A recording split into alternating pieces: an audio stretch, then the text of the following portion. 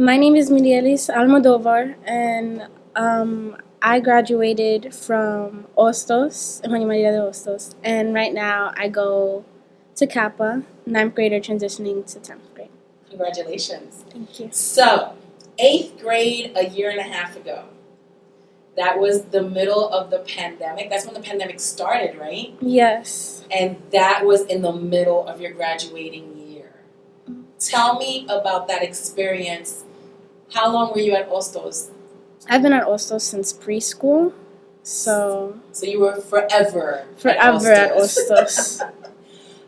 How was it? How was it to all of a sudden see all your friends every single day, be with your teachers every day, get help in person, and then you're home right before graduation? It was different because before we would communicate with the teachers like, hi, how are you? And you'd have that connection, but since we were all online, there was no connection. It was just work being sent and maybe some slight videos of the teachers explaining the work. And it just hurt to see that, because we would always, at the end, you'd see everybody graduating. It would be all the classes come to auditorium and you watch. Every single year, we had to see that. And it just hurt that we couldn't graduate the same way.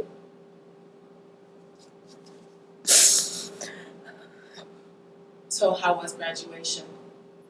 I'm grateful we had a graduation because my sister, she didn't get one, so I'm glad we had the drive-by, but I'm just glad I got my diploma. And at the end to the drive-by, I was one of the first ones since it was cut into sections, and I was able to go to the side and talk to my friends and talk to my classmates. Yeah. I understand. We missed all of you. We wished it was different. I mean, even the teachers, they were emotional seeing you guys in the car, not being able to hug you guys. So it was definitely a tough season. How hard was it to not be with your friends during those last couple of months?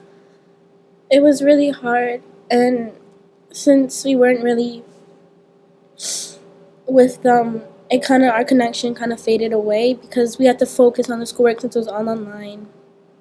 And we faded away, and I used to have a friend group of like 8 to 10 people, but now it's just me and probably 1 to 2 other people that I know. What about when you needed help with schoolwork? Help with schoolwork, I would always email the teachers, and there would always be maybe like 1% of teachers who wouldn't be easy to contact, but the rest would just email me right back, and it'd be easier to get their contact information. Nice. If there was one thing that you could change at Hostos to make it a better school, what would that be?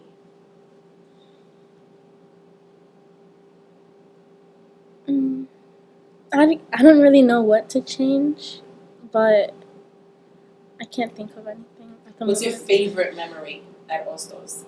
Favorite memory would have to be when we go to recess every single day, because that's where all our memories form. We would go out to the lower field, the upper field, and just hang out with friends and make a bunch of memories.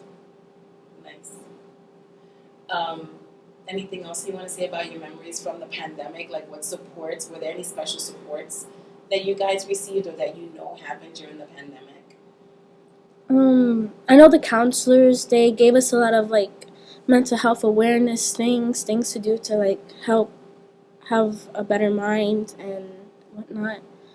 And yeah. Great. Thank you very much, Mirielis. And congratulations on graduation. I wish you the best in high school. Thank you. Did you talk about Oh, yeah. How about that? I heard your... Wipe your first. She had a bullshit with it. Oh, yeah. I heard that you're part of Shutterbugs. Tell me all about it.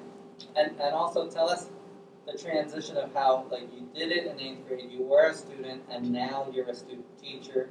That whole thing, we also want to hear, like, what is Shutterbugs? Because we don't want Ms. Ayala to have to get on camera and say, Shutterbugs is a program about blah, blah, blah.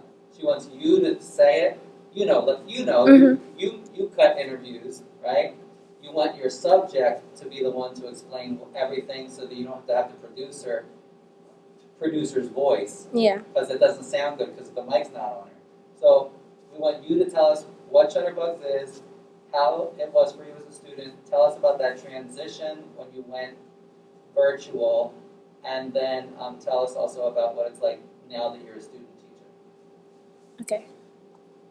So, Photography Without Borders is a program that gives students the opportunity to express themselves. It's all throughout the Aspira schools at Pantoja, Stetson, Taller, which is a different part, and Hostos right now. I've been in Photography Without Borders since 8th grade at Hostos, and because since COVID hit, we used to be doing film in the dark rooms. That was the initial curriculum kind of way. But when COVID hit, we couldn't be in a dark room. That's tight space, too much. There would just be too much contamination if we were all together.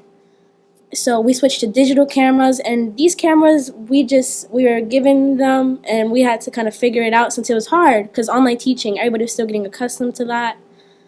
And we had the program continued over the summertime, and we were still able to communicate with friends who still want to be in the program, who were in the program at the beginning. And we slowly transitioned to high school, and then some people left the program because going to high school, doing it during COVID, that's a hard mix. So I wanted to continue it because I was devoted to this club. My whole heart goes to this program. So I continued it, and I decided the person of photography, Mr. Tony Rocco, he gave us opportunity to work as mentors for kids at the photography program, and we would teach some of our people at Hostos. So we continued that all throughout our first year of high school online, and it was really fun. I really loved it a lot. And now it's summertime, and I'm teaching them once again, but in person now. So I'm very excited for that. What do you like so much about Photography Without Borders? Why this program? It's really the people. The people there, they're so caring. It's like one big family. Like when you go in, you might be nervous, but as you stay with them, it's like a big family, and they become a part of your life. And it's also the photography part, the camera. It made me see the world differently. Like I can see like the beauty of it, and it's just really nice.